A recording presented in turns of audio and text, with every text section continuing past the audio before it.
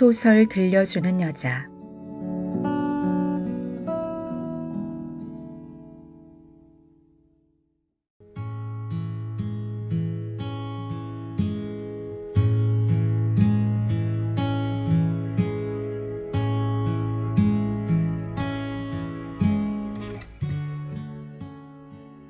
눈으로 만든 사람. 최은미.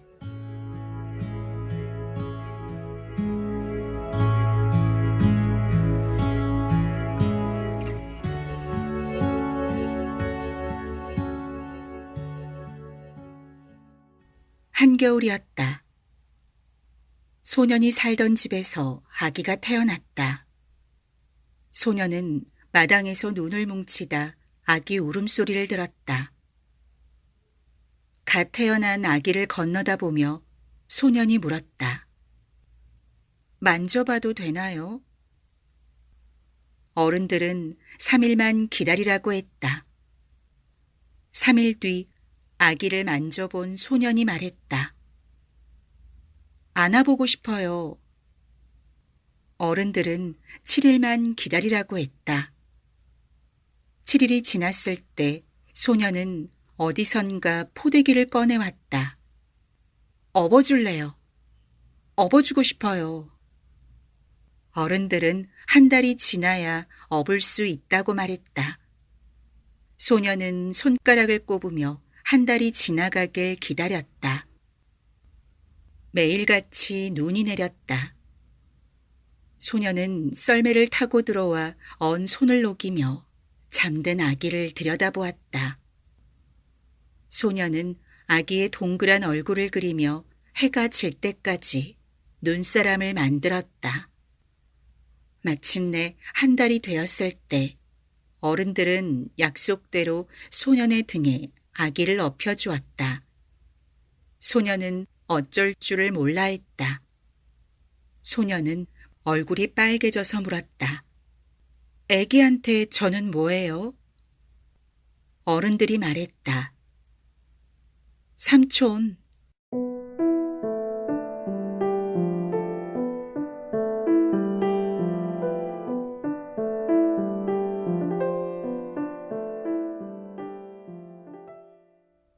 백은호와 백아영은 나란히 앉아 있었다. 앉아있는 둘의 뒷모습은 닮아 보였다. 양쪽 귀에서 목을 지나 어깨에 이르는 선이 왠지 모르게 비슷했다. 피가 전혀 안 섞인 남남은 아닐지도 모른다는 생각이 들 만큼 둘은 딱 그만큼 비슷했다. 앉아있는 곳이 식탁일 때 백은호와 백아영은 하루 동안 있었던 일에 대해 얘기를 나누었다. 앉아있는 곳이 병원 대기실일 때는 진료가 끝나고 무엇을 먹을지를 얘기했다. 영화가 상영 중인 극장에 앉아서도 둘은 끊임없이 소곤댔다. 얘기를 하는 쪽은 주로 백아영이었지만 백은호의 리액션도 그에 못지않았다. 새 식구가 오던 주말, 백은호와 백아영은 결혼식장에 앉아 있었다. 둘은 신랑 쪽 하객이었다. 백은호와 백아영이 앉은 테이블에는 둘과는 성이 다른 일가족이 자리를 채우고 있었다. 대부분 강씨 성을 가진 사람들이었다. 강씨들은 저희들끼리 떠들다 가끔씩 백은호에게 무언가를 물었다. 그때마다 백은호는 멋쩍게 웃었다.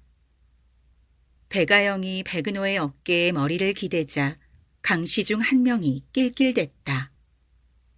백아영은 자신보다 어려 보이는 강씨를 무례하다는 듯 쳐다보다 다시 백은호에게 몸을 기댔다. 백은호 오른편에 앉은 강윤희는 피곤한 표정으로 눈을 감고 있었다.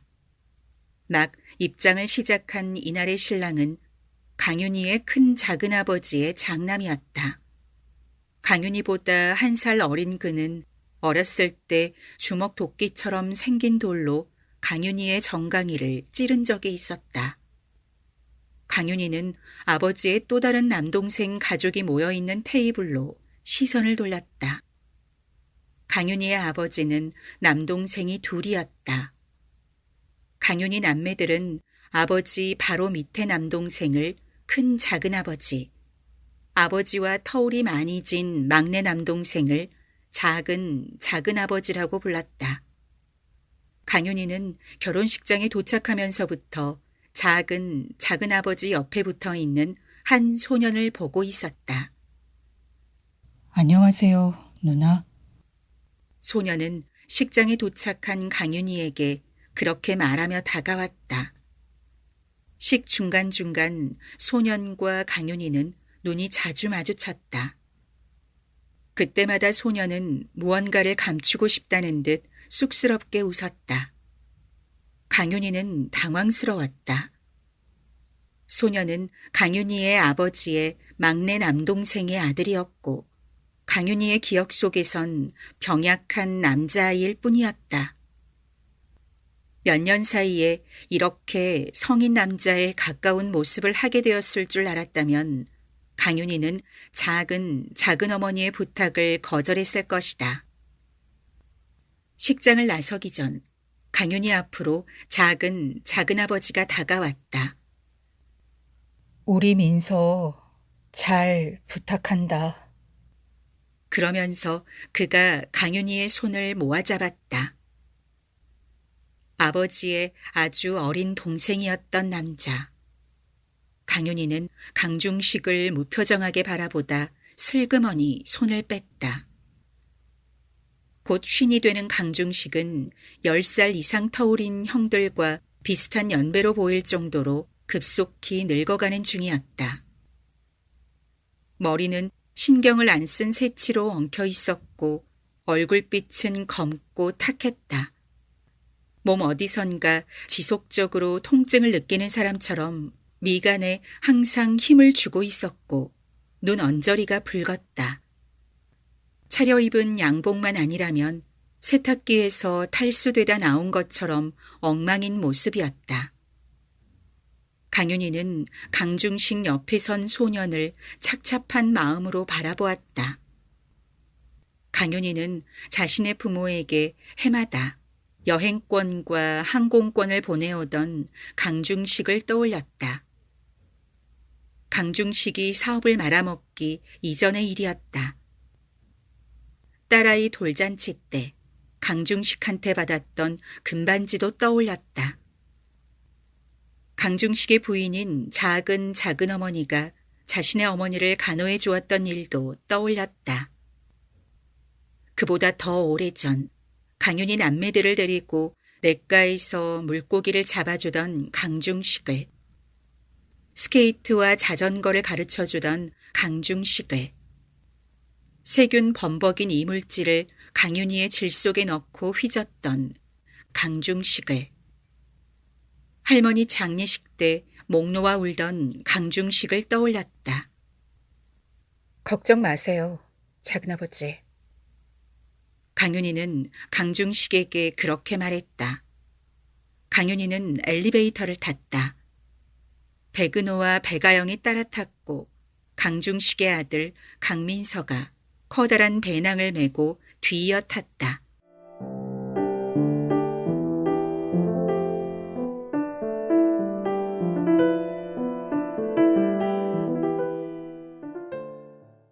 저녁마다 하는 백은호와 백아영의 인사법은 이랬다. 백은호가 현관문을 연다. 거실에서 놀던 백아영이 백은호에게 달려간다. 백아영을 번쩍 안아올리며 백은호가 묻는다. 우리 아영이 누구 딸? 백은호의 목에 팔을 두르며 백아영이 대답한다. 아빠 딸. 백은호가 다시 묻는다. 진짜? 그러곤 둘이 동시에 까르르르르 웃음을 터뜨린다. 백은호와 백아영은 매일같이 그 의식을 되풀이했다. 우리 아영이 누구 딸? 아빠 딸. 진짜? 까르르르르. 강윤희가 옆에 있어도 둘은 아랑곳하지 않았다. 강민서가 그들 집에 머물기로 한 기간은 보름 정도였다. 한겨울이었지만 좀처럼 눈이 오지 않았고 기온도 포근했다. 백아영과 강윤희는 겨울방학 중이었기 때문에 집에 머무는 시간이 많았다. 백은호는 혼자만 일을 하러 가는 게 억울하다는 듯 투덜대며 출근했다가 불이 나게 퇴근했다. 방학인 때는 그나마 강윤희가 저녁을 해주기 때문이었다. 강민서가 오고 며칠 뒤 강윤희는 마음 먹고 장을 봐와 낮부터 육수를 내고 백태를 불렸다. 물을 손질해 채 썰고 겨울 미역을 데치고 핏고막 2팩을 뜯어 해감하고는 알배기 배추에서 작고 여린 잎들을 골라냈다. 강윤희는 배춧잎 위에 굴을 올려 전을 부쳤다. 꽈리고추를 찌면서 양념장을 만들고 명절 선물로 들어왔던 슈퍼 곡물 세트를 풀어 귀리를 불렸다. 강윤희가 재료를 직접 손질해 작정하고 요리를 하는 것은 1년에 딱 2번, 방학이 시작될 때 하는 이벤트 같은 것이었다. 백은호와 백아영이 환호하며 식탁으로 달려들었다. 민서 오빠가 와서 너무 좋아. 백아영이 강민서의 팔을 잡고 자기 옆자리에 앉혔다. 오빠가 아니라 삼촌이라고 불러야지. 오촌이잖아. 백아영이 입을 내밀었다. 어쨌든 오빠는 아니야. 강민서가 강윤희 손에 있는 수저를 받아들어 식탁에 놓았다. 잘 먹겠습니다, 누나. 그렇게 말하고 강민서가 식탁에 앉았다. 강윤희의 직장에서 강민서 또래의 중학생 아이들은 강윤희를 선생님이라고 불렀다. 자신의 학생이 아닌 그 또래의 아이를 보는 것도, 그 또래에게 누나라고 불리는 것도 강윤희에겐 낯선 일이었다. 왜 비지찌개에 고기가 없어? 할머니는 맨날 고기 넣어주신단 말이야. 비지찌개엔 차돌박이 잘게 썰어 넣은 게 딱인데. 짐작대로 백아영과 백은호가 한마디씩 했다. 귀리가 이렇게 커? 차라리 현미밥을 줘, 엄마. 그러나 강윤희에겐 백씨들의 투덜거림이 들리지 않았다. 강윤희는 자신이 차린 밥과 찌개와 찬을 집중해서 먹고 있는 강민서를 보고 있었다. 꽈리고추를 꼭지까지 말끔히 비틀어 먹고 배추굴전을 한 입씩 아삭아삭 씹어 먹고 핏고막을 껍데기에 고인 양념 한 방울까지 알뜰히 빨아먹는 강민서를 강윤희는 침도 안 삼키고 보았다. 자신이 만든 음식을 이렇게 정성스레 씹어먹는 사람을 처음 본다는 듯이 비지찌개를 조심스럽게 불어먹는 강민서의 콧등에 땀이 맺혀 있었다. 다 먹은 꼬막 껍데기가 한쪽에 가지런히 포개져 있는 것이 보였다. 처남 먹는 거 보니까 딱 윤희 누나 취향인데? 처남, 또 뭐 좋아해? 누나가 요새 방학이라 시간이 많거든. 그치, 누나? 누나 하는 백은호에게 강윤희가 눈을 흘겼다. 민서 삼촌, 내가 비밀 얘기해줄까? 뭔데? 우리 엄마랑 아빠 사귄다? 우리 반 김유빈네 아빠는 44세인데 우리 아빠는 34세야. 우리 엄마는 37세. 옛날에 아빠가 엄마한테 누나라고 불렀대. 근데 할머니한테 혼나서 인제는 그렇게 안 불러. 그치, 아빠?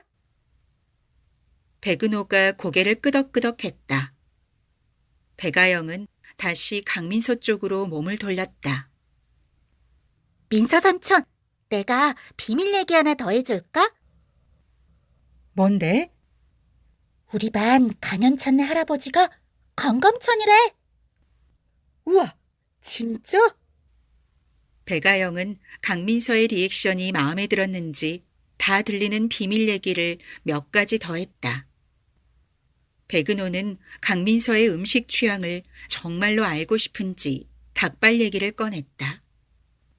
뭔가 자신과 죽이 맞는 걸 찾아내고 싶은 표정이었다. 백은호와 배가영은 닭발볶음을 심하게 좋아했다.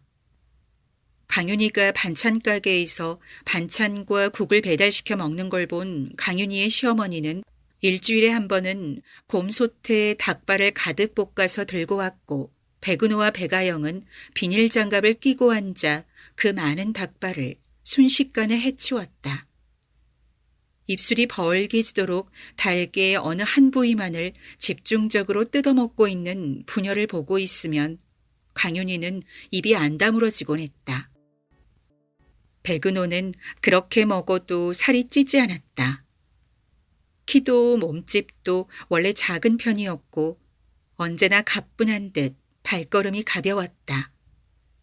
처음 봤을 때 강윤희는 백은호가 식욕에도 성욕에도 어느 정도 초연한 몸을 가졌다고 생각했다.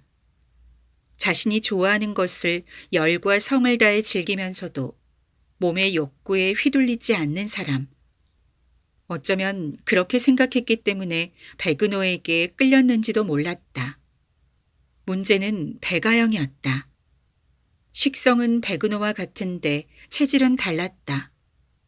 먹는 만큼 잘 크는 것까지 좋았지만 어느 순간부터 배가영이 먹는 것들이 배가영의 몸에 다른 변화를 가져오기 시작한 것이다. 처남 좋아하는 것 좀 더 얘기해봐. 궁금하다. 닭발 얘기에 별 반응이 없자 백은호가 또 물었다. 오늘 누나가 해준 거요. 이게 다 제가 좋아하는 것들이에요. 무생채도 정말 맛있어요. 강윤희 누나가 다른 건 몰라도 무생채 하나는 진짜 잘 무치지. 저 꽈리고추 들어간 건 다 좋아하거든요.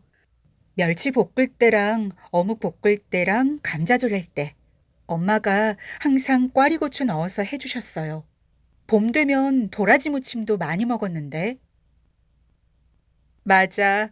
꽃소금 뿌린 오이에 식초랑 고춧가루 넣고 빨갛게 무쳐서. 도라지 무침은 누룽지랑 먹으면 참 맛있었는데. 동치미 국물에 메밀국수 말아 먹으면 정말 맛있잖아요. 배추에 메밀 반죽 묻혀서 구워 먹는 것도 맛있는데. 무만 조린 무조림도 맛있고 상추 겉절이도 정말 좋아해요. 아, 다시마 부각도 있다. 설탕 많이 몰려있는 쪽만 잘라 먹고 그랬는데. 겨울엔 매콤하게 한 두부조림도 많이 먹었어요. 맞아. 고춧가루랑 들기름이랑 마늘 넣고. 누나도 고들빼기 김치 좋아해요? 전 고들빼기 김치랑 고추장아찌 중에 하나만 있어도 밥 한 그릇 다 먹을 수 있어요. 옛날엔 할머니가 곰치 직접 뜯어다 곰치장아찌도 담가주셨는데. 아, 아빠한테 들었어요. 강민서의 입에서 아빠라는 말이 나오자 강윤희는 멈칫했다. 아까부터 이어지던 익숙하면서도 찝찝한 느낌의 정체를 그제야 알 것 같았다. 지금까지 강민서의 입에서 나온 음식들은 오래전 강윤희가 강중식과 같은 밥상에서 먹던 음식들이었다. 조부모가 생존해 있던 시절, 그 밑에서 같이 살면서 같이 먹어온 음식들. 강윤희는 자신의 할머니와 강민서의 할머니가 같은 사람이라는 사실이 새삼 놀라웠다. 강윤희는 식탁에서 일어나 냉장고에서 한약을 꺼내 중탕했다. 근데 제가 제일 좋아하는 음식은 따로 있어요. 강민서가 말했다. 잠깐, 내가 맞춰볼게. 나 알 것 같아. 백은호가 손을 휘젓다가 멈췄다. 김치만두. 만두, 맞지? 강민서가 웃으며 고개를 끄덕였다. 우리 윤희 누나도 김치만두 킬러야.